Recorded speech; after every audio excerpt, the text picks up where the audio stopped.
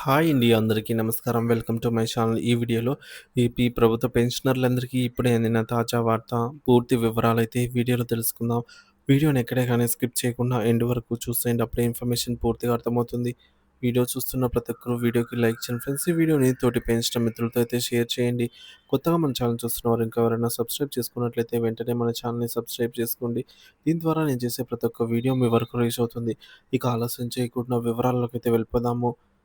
Friends ఇక విషయానికొచ్చినట్లయితే, ఒక retired pensioner తన యొక్క విన్నపాన్ని డైరెక్ట్‌గా ముఖ్యమంత్రి చంద్రబాబు నాయుడు గారితో అయితే ఈ విధంగా పంచుకోవడం జరిగిందండి.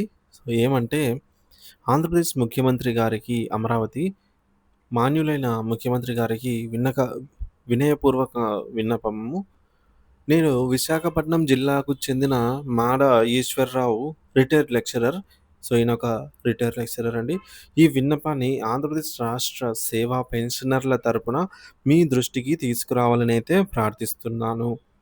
ప్రతి సంవత్సరం ఏప్రిల్ నెలలో టీడీఎస్ పన్ను కటింగ్స్ ఏవైతే ఉంటాయో, సో, టీడీఎస్ సర్టిఫికేట్స్ పొందుటకు వృద్ధాప్యంలో ఉన్న అనేక మంది పెన్షనర్లు గరిష్ట ఉష్ణోగ్రతల మధ్య, అంటే ఈ మండుటి ఎండల మధ్య ట్రెజరీ కార్యాలయంకు వెళ్ళవలసి వస్తోంది.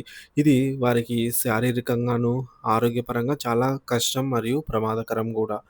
కావున గౌరవనీయులైన ముఖ్యమంత్రి గారు దయచేసి ఆంధ్రప్రదేశ్ ట్రెజరీ శాఖకు తగిన మార్గనిర్దేశకాలు జారీ చేయండి. తద్వారా ప్రతి ఏడాది ఏప్రిల్ నెల ప్రారంభమవుతూ సంబంధిత సేవా పెన్షనర్లకు వారి యొక్క ఈమెయిల్ చిరునామా లేదా వాట్సాప్ నంబర్లకు టీడీఎస్ పన్ను సర్టిఫికేట్లు నేరుగా పంపబడే విధానం చర్యలు తీసుకోవాలని వినమ్రంగా కోరుతున్నాము.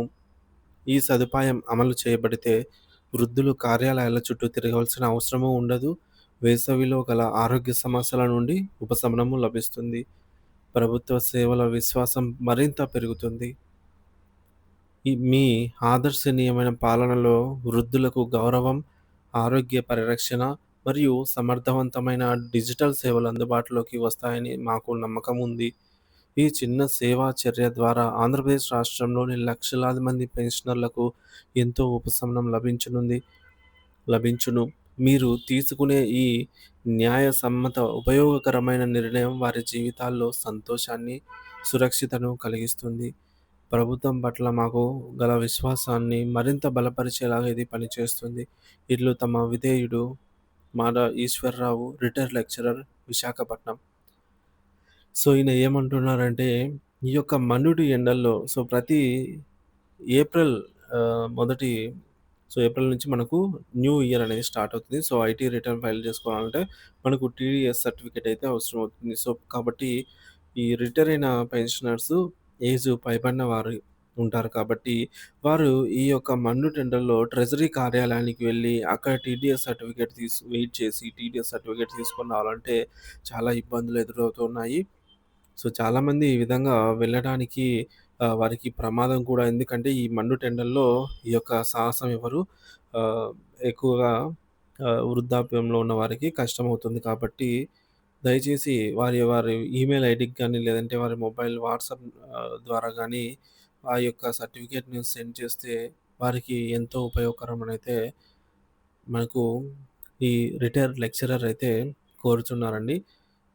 సో, కాబట్టి ఈ విషయం సంబంధిత అధికారుల దగ్గరికి చేరాలి అనైతే ఉద్దేశిస్తూ ఈ వీడియో చేయడం జరిగింది. సో, ఈ యొక్క సదుపాయాన్ని పెన్షనర్లకు కల్పిస్తారనైతే ఆశిస్తూ thank you for watching this video.